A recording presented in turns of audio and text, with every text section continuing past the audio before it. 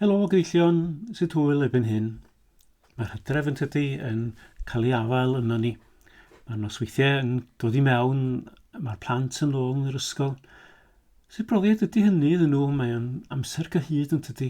A sut ydych chi rieni yn ymdopi gyda'r newid a'r gofid? Amser ar eich dwylo, a rhai sydd yn dychwelyd i'w gwaith.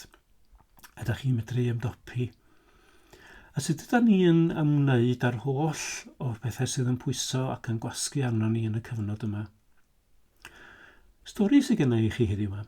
Diwedd Efengil Ioan, pennod 21 a'r bennod ola diwedd 1. Arglwydd, beth am hwn? Dyma'r adnodau.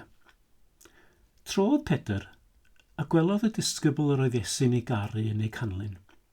Yr un oedd wedi pwyso'n ôl ar fynwes Iesu yn ystod y swper. Ac wedi gofyn iddo, Arglwydd, pwy yw'r sy'n mynd i fradychu di? Pan welodd Pedr hwn, felly, gofynnodd Iesu, Arglwydd, beth am hwn? Atebodd Iesu ef, os byddaf yn dymuno iddo ef aros sydd nes y do fi, beth yw hynny i ti? Canlyn di fi. Mae'r rhestr o drychinebau sydd yn ein byd ar hyn o bryd yn ddigon i bern i golli calon yn dydy. Fi sôn ychydig yn ôl am compassion fatigue, yr ymdeimlad yn wyneb cynifer o achosion yn galw am ymateb gennym, na dallwn ymdopi mwyach, a'n bod yn cael lawr ac yn caledyn calonau. Da chi fel fi wedi cyrraedd y pwynt bron a fedrwch oddef wrando, gwylio neu darllen newyddion bellach. I nifer ohono, mae'r gorlwytho gofid yma wedi troi yn ddrwg deimlad, ar y degau yn fileinig, yn erbyn y rhai ystyrir yn fygythiad, waith pa mor real yw'r bygythiad hwnnw. Mateb parod arall, pan yn herir i ymateb gyda thyrriondeb a chydymdeimlad, yw whataboutism. Ffordd amddiffynol o beidio delio gyda'r mater yn wirioneddol ydy whataboutism. Codi sgornog o gwestiwn i ddargyfeirio'r drafodaeth, ac yn aml i greu ffrau, neu o leia digon o fwg i ddrysu'r achos. Enghraifft diweddar yw yr ymateb i'r ymgyrch Black Lives Matter gan rai gyda'r ymadrodd All Lives Matter. Sut ydyn ni felly yn wynebu'r cyfnod yma, yn enwedig gyda'r ffasiwn ansicrwydd o'n blaen? Arglwydd, beth am hwn? Dowch i mewn i'r stori teimladwy yma ar ddiwedd Efengil Ioan. Wedi'r coeswliad, catgyfodiad Iesu, cawn nifer o'r disgyblion yn ôl yn Galilea yn bysgota, heb unrhyw lwyddiant. Cael eto dalfa gwirthiol pan ymddengys Iesu ar y lan. Cael disgyblion ato ar rhannu brecwast mae Iesu wedi'i baratoi ar ei cyfer. Nes ymlaen mae Iesu'n cael sgwrs gyda Pedr ac yn ei adfer wedi'i holl helbulon yn ei wadu. Daw iddo gyfrifoldeb dros ddilynwyr Iesu, ond hefyd rhagfynegiad o'i dynged. Mae Iesu'n darfod gyda pwyslais personol i Pedr. Canlyn fi. Ymddengys fod hyn yn ormod i Pedr medru delio ag o yn y foment. Mae'n troi gyda'r ystyr ymhlyg oddi wrth Iesu ac yn gweld Ioan, yr un sy'n cofnodi'r hanes.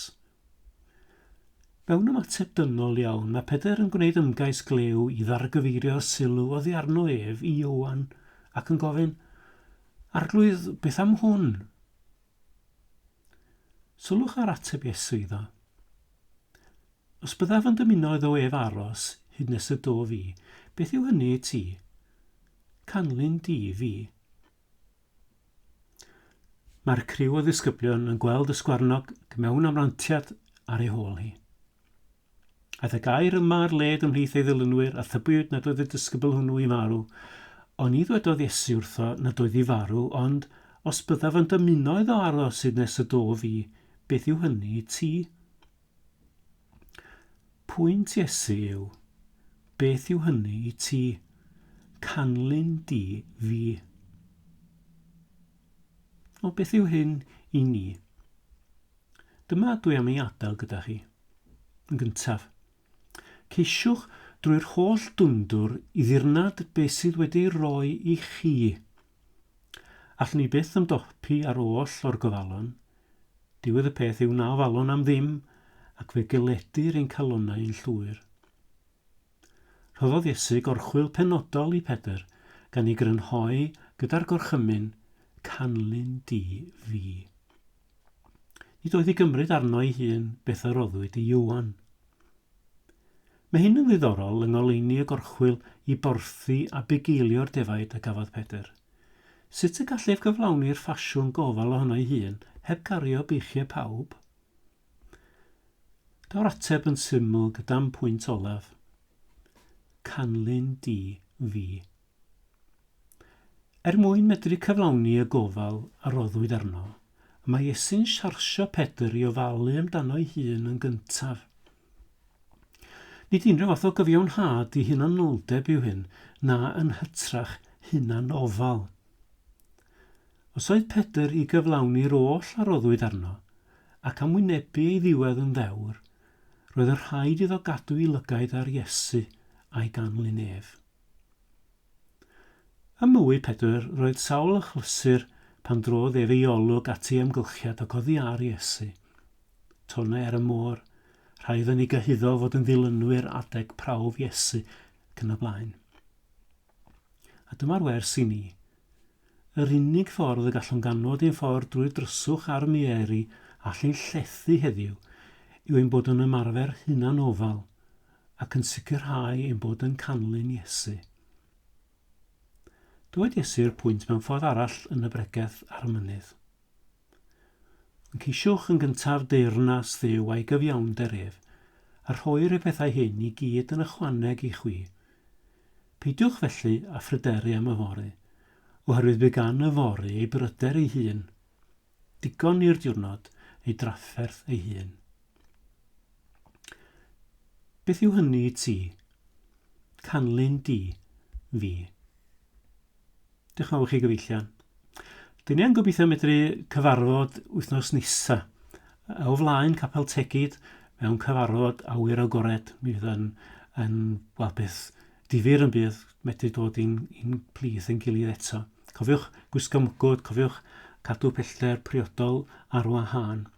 Os di'r tywydd yn anffurfiol, mi awn ni mewn i'r capel a dilyn y canllawiau sydd yn fanno hefyd. Edrych ymlaen at eich gweld unwaith ar agor. Cofiwch, canlyn Iesu sydd yn bwysig.